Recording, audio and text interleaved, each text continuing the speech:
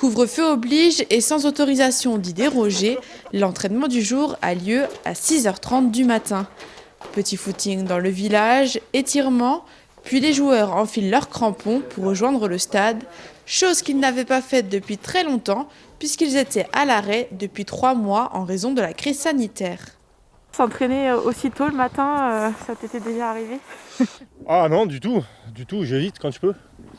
Je suis plutôt un motivé pour les entraînements du soir, on va dire. Mais bon, après, quand on n'a pas le choix avec le travail et avec les conditions actuelles, on s'adapte.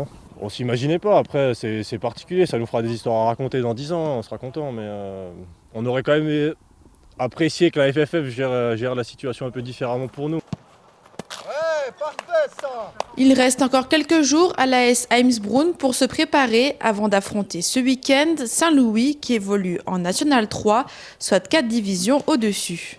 On va se donner à fond, après on ne se fait pas trop d'illusions non plus, il y a déjà une grande différence de niveau.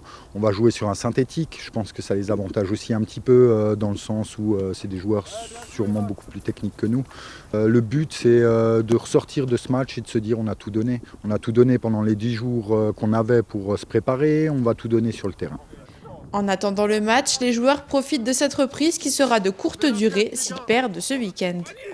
Pour moi, je pense que ça va être effectivement une parenthèse. Si on joue ce dimanche, on va nous dire merci d'être venu et puis à bientôt. On se revoit peut-être dans 1 mois, dans 2 mois, dans 3 mois. On ne sait pas quand le championnat va reprendre.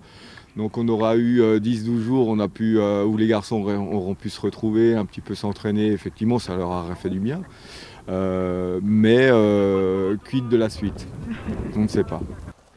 Terrain difficilement praticable, crise sanitaire, manque de temps pour se préparer, les conditions ne sont pas optimales.